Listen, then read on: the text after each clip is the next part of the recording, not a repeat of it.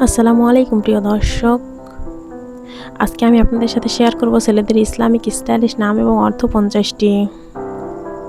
তাহলে চলুন সময় নষ্ট না করে নামগুলো দেখে নেওয়া যাক। নাম রাইয়ান, জান্নাতের একটি দরজা। নাম জায়েদ, অর্থ বুদ্ধি বা উন্নতি। নাম ইদ্রিস, অর্থ নবীন নাম। নাম নুহ, অর্থ নবীন নাম। নাম মুসা, অর্থ নবীন নাম। নাম হারুন, অর্থ নবীন নাম। নাম আরাফ, অর্থ জান্নাত এবং জাহান্নামের মাঝামাঝি স্থান।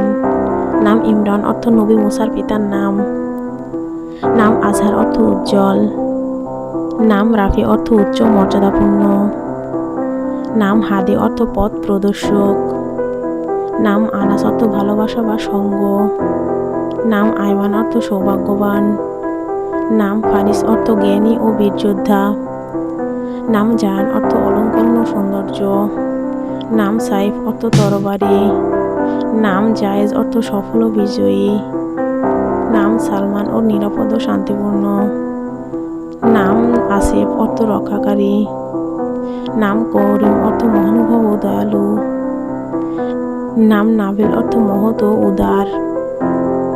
নাম ইহসান, অর্থ নেক কাজ। নাম আরহাম, অর্থ সবচেয়ে দয়ালু। নাম সামি, অর্থ শ্রোতা। নাম রুহান, অর্থ আত্মিক পবিত্র আত্মা। নাম জুবাইর, অর্থ সাহসী। নাম ঝামসা, অর্থ বীর বা সিংহ। নাম খালিদ বা চিরস্থায়ী। নাম ওমর বা দীর্ঘজীবী। নাম ওসমান, অর্থ একজন সাহাবীর নাম। নাম হাসান, অর্থ সুন্দর ও ভালো। নাম হুসাইন, অর্থ ছোট সুন্দর। নাম শাহিদ, অর্থ সাক্ষ্যদাতা। নাম তারেক, অর্থ তারকা আগত ব্যক্তি। নাম রাজি, অর্থ সন্তুষ্ট। নাম ইয়াসিন, অর্থ কোরআনের সূরা। নাম জুনায়েদ, অর্থ ছোট সুন্দর। নাম আরমান সাদিক, অর্থ আশা সত্যবাদী। নাম ইমরান ফাহাদ, অর্থ নির্মল ও সান্ত্বনাদানকারী। নাম তাহজিব রিয়াজ, অর্থ সুন্দর বাগানের মতো মন।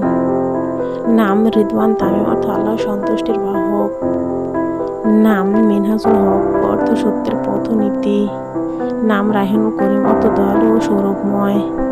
নাম আনোয়ার হোসেন, অর্থ আলোকিত ও সুন্দর হৃদয়বান। নাম জাবির হাসান, অর্থ সুন্দর ও সান্ত্বনাদাতা। নাম নাইহান আরশ, অর্থ নিষেধকারী ও আকাশম। নাম আয়রামান ফারিস, অর্থ মহান ও সাহসী অশ্বারোহ। নাম তাসফিন নাবিল, অর্থ বুদ্ধিমান ও মহান অভিজাত।